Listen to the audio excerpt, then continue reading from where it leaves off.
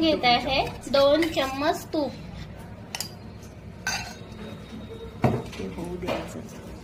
आता ते होऊ द्यायच्यानंतर आपण आता हे ड्रायफ्रूट पूर्ण टाकून घेत आहे. काजू, बदाम, पिस्ता आणि किसमिस.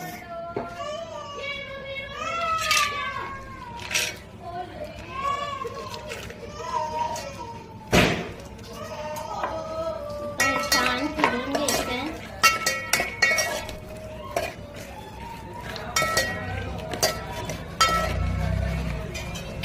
आता याच्यामध्ये भात आपण मिक्सर मध्ये पिसून घेतलेला आहे.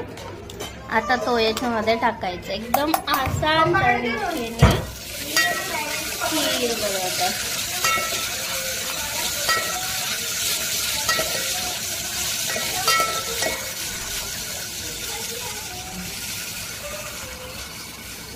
त्यामध्ये आपण दूध टाकून घेत आहे.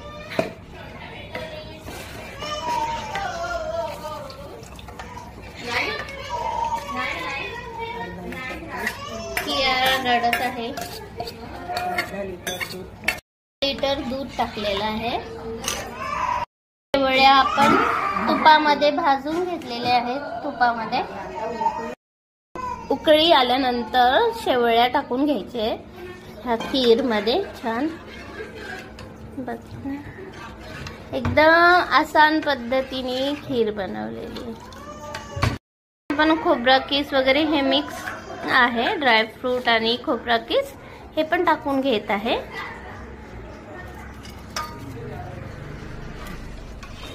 आणि आता ते छान फिरवायचं आहे. आता याला उकळी येऊ द्यायची.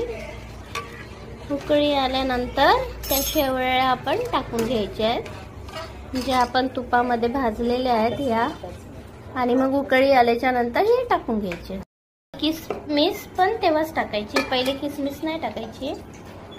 उकळी आल्यानंतर किसमिस टाकायची. उकळी आलेली आहे. आपण याच्यामध्ये ह्या शेवळ्या टाकून घेत आहे.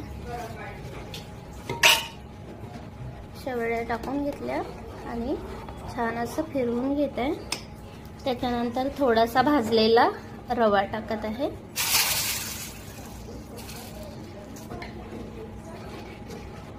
थोडं घट्टपणा येण्यासाठी आपण रवा टाकून घेतलेला आहे. आणि शक्कर आणि किसमिस हे पण याच्यामध्ये टाकून घेते. आणि आता हे लास्ट मध्ये चारोळी टाकून घेत आहे. आता हे सगळं टाकल्याच्या नंतर असं छान फिरवून घेत आहे. असं फिरून आता याला छान उकळी येऊ द्यायची. आणि झाली आपली खीर तयार. टाकली मग छान उकळी आली की खीर तयार. पण खीर मला आवडत नाही. मी दुधाचं काही खात नाही. हा, विलायची पूड टाकायची आहे. इलायची पूड आपण टाकून घेत आहे 2 चम्मच. त्याला छान खुशबू येणार आहे.